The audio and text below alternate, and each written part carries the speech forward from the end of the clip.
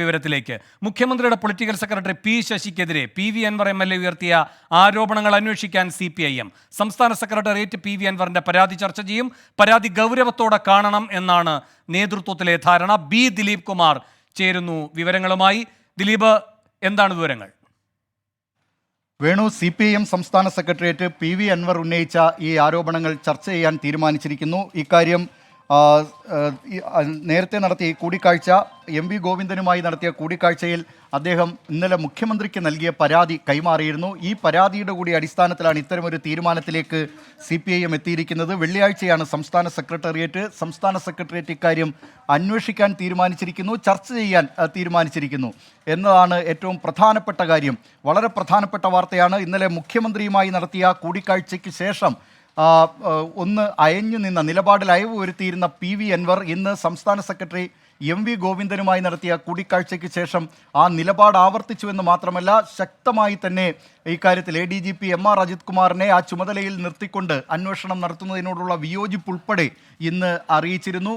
ഇതിനുശേഷം ഇപ്പോൾ CPIMന്റെ ഭാഗത്തു നിന്ന് വരുന്ന ഒരു വിവരം, വെള്ളിയാഴ്ച ചേരുന്ന CPIM സംസ്ഥാന സെക്രട്ടേറിയറ്റ് യോഗം ഇക്കാര്യം ചർച്ച ചെയ്യുമെന്നാണ്. അങ്ങനെയെങ്കിൽ CPIM സംസ്ഥാന സെക്രട്ടേറിയറ്റ് യോഗം ഒരു തീരുമാനത്തിലേക്ക് എത്തുമോ? അതായത് മുഖ്യമന്ത്രിയുടെ പൊളിറ്റിക്കൽ സെക്രട്ടറി സ്ഥാനത്ത് നിന്ന് P ശശിയെ മാറ്റുന്നതിനുള്ള നിർണായക തീരുമാനം CPIM കൈക്കൊള്ളുമോ? മറ്റൊന്ന്, MR അജിത് കുമാറിനെ ക്രമസമാധാന പാലനത്തിൻ്റെ ചുമതലയിൽ നിന്ന് ഈ അന്വേഷണം പൂർത്തിയാകുന്നതുവരെ മാറ്റി നിർത്തണം എന്ന് മുഖ്യമന്ത്രിയോട് ആവശ്യപ്പെടുമോ? ഈ രണ്ട് കാര്യങ്ങളാണ് ഇനി അറിയാനുള്ളത്. CPIM ഏതായാലും ഈ വിഷയം ചർച്ച ചെയ്യാൻ തീരുമാനിച്ചിരിക്കുകയാണ്. വേണു,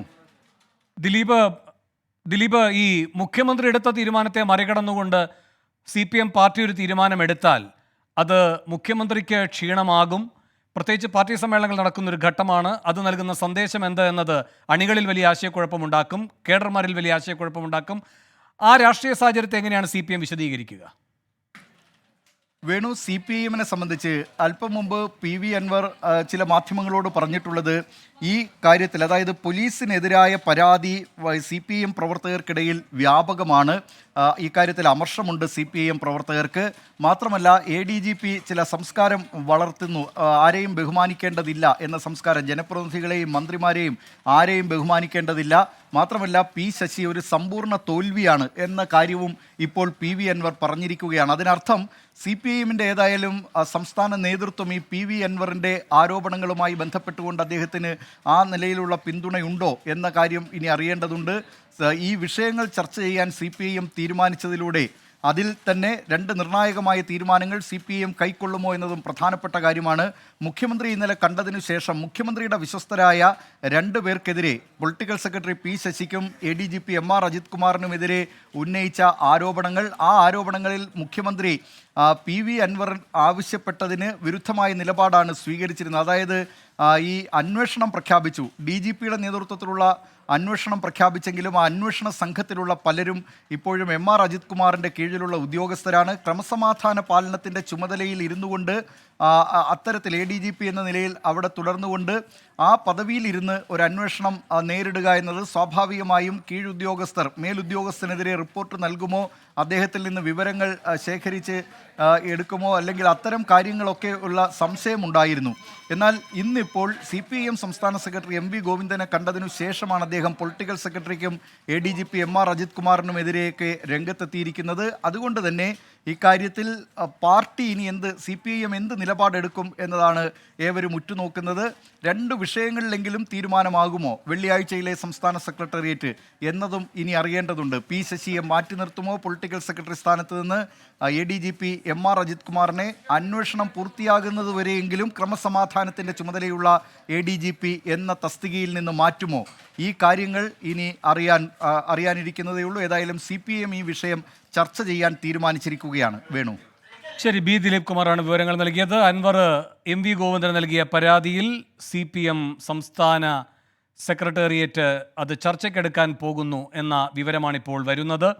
ദിലീപ്, ഈ EP ജയരാജൻ ഇതുപോലെ തന്നെ പിണറായിയുടെ സംരക്ഷണത്തിലുണ്ടായിരുന്നയാളാണ്. EP വീണു.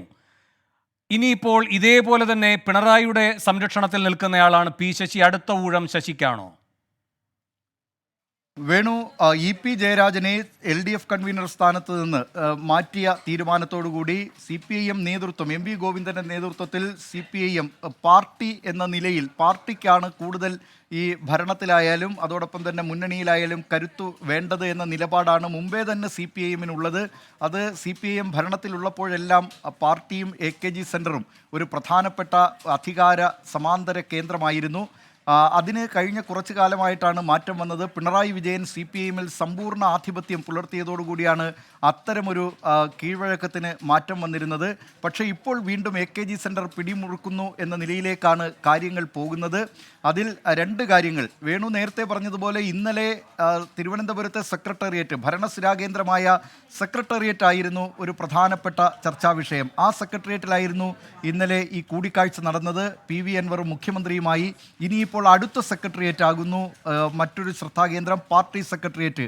വെള്ളിയാഴ്ച പാർട്ടി സെക്രട്ടേറിയറ്റിൽ എന്ത് തീരുമാനമെടുക്കാൻ പോകുന്നു എന്നത് പ്രധാനപ്പെട്ട കാര്യമാകുന്നു. മുഖ്യമന്ത്രിയുടെ പിടി പല കാര്യങ്ങളിലും നിർണായക കാര്യങ്ങളിൽ അയയുന്നുണ്ടോ, CPIM കൂടുതൽ പിടിമുറുക്കുന്നുണ്ടോ, EP ജയരാജനെ ഒഴിവാക്കിയതുപോലെ ഇനി അടുത്തതായി P ശശിയിലേക്ക് കൂടി CPIM നേതൃത്വം നടപടിയിലേക്ക് കടക്കുമോ എന്നത് ഇനി അറിയാനിരിക്കുന്നതേ ഉള്ളൂ. ഏതായാലും നിലവിൽ CPIM ഈ വിഷയം ചർച്ച ചെയ്യാൻ തീരുമാനിച്ചിരിക്കുകയാണ്. മറ്റന്നാൾ സംസ്ഥാന സെക്രട്ടേറിയറ്റ് യോഗം ഈ കാര്യം ചർച്ച ചെയ്യും. വേണു.